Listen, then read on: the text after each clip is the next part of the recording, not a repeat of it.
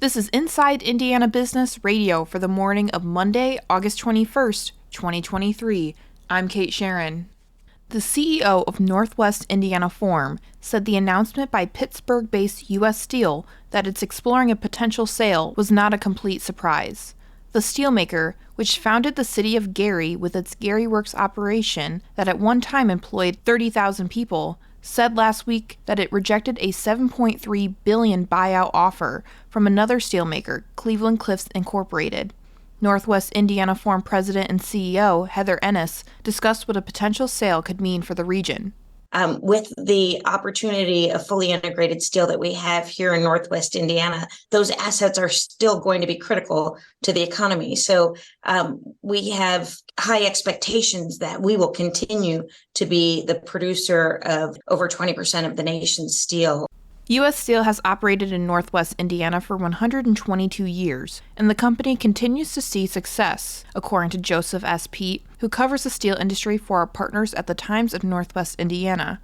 Oh, absolutely. Everyone's just shocked. This came out of nowhere. There was no anticipation. U.S. Steel just had two of its most profitable quarters in its entire 122-year history. Last year, the company's been doing relatively well. It had a $500 million profit roughly in the second quarter. Pete reported last week that the news came as a shock to steelworkers throughout the region, but he says the move could have been anticipated in retrospect, with Cleveland-Cliffs' recent acquisitions of ArcelorMittal USA for $1.4 billion, as well as AK Steel in 2020. Since the initial announcement, other players have come on the scene to potentially acquire U.S. Steel. Pittsburgh-based Esmark, which is run by a former U.S. Steel executive, made an all-cash offer to buy the company for $7.8 billion. Additionally, the Times reported that ArcelorMittal is purportedly considering a bid.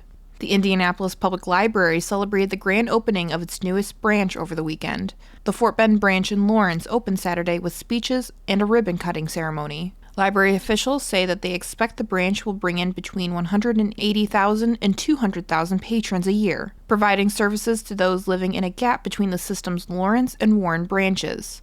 The new library is notable for its commitment to serving those on the autism spectrum. The branch is the first in the state to seek accreditation for autism services through the International Board of Credentialing and Continuing Education Standards, and is sponsored by the Indy Autism Project and Easterseals Crossroads.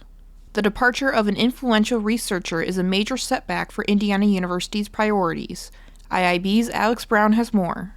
5 years ago this summer, officials at the Indiana University School of Medicine scored a major coup when they recruited one of the nation's top experts in the fast-growing field of regenerative medicine. Shandon Sen was bringing more than $10 million in research grants and a team of more than 30 scientists and staff from Ohio State University. Sen is now more than 300 miles away at the University of Pittsburgh, which recruited him away from IU this spring. He began working at his new job in July, taking more than 24 faculty, postdoctoral associates, and staff from IU with him. It amounts to a major setback for Indiana, which is losing a top researcher in an exploding field of medicine, developing therapies for chronic wounds and other potentially life-threatening conditions that affect millions of people in the United States. Sen's departure and his reasons for leaving also raise questions about what impact, if any, it will have on IU's efforts to raise the stature of its Indianapolis campus, a major priority for President Pamela Whitten. In a telephone interview, Sen told the IBJ he moved from IU for two main reasons. First, he said, was the growing strength of research at Pitt.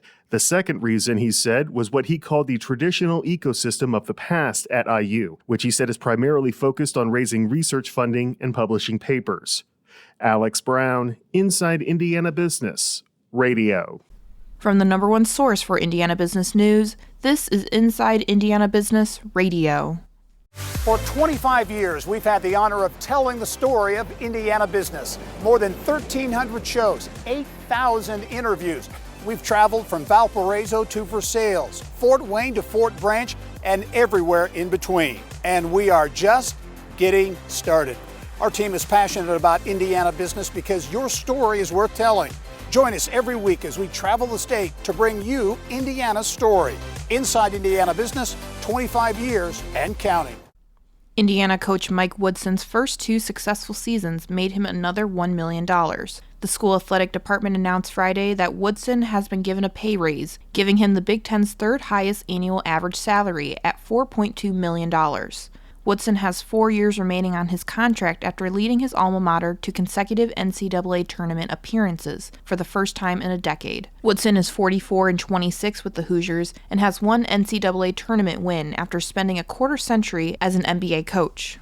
Audits conducted by the Indiana Department of Education show some schools do not accurately report how often they forcibly isolate and restrain students. The findings confirm a WFYI investigation published in June that found similar discrepancies. Indiana lawmakers approved legislation a decade ago that was intended to regulate and curb the use of restraint and seclusion in schools. The law states these interventions should be used rarely and only as a last resort in situations where the safety of students or others is threatened. But the WFYI investigation found the state's lack of oversight means it's unclear if the law had its intended effect. Seclusion and restraint are used thousands of times per year in Indiana schools, and the interventions carry the risk of injury and can harm students' mental well-being. Students with disabilities are disproportionately subjected to these measures. United Healthcare Community Plan of Indiana has donated $2.85 million to 4 organizations looking to support the direct service health workforce to improve healthcare for Indiana seniors.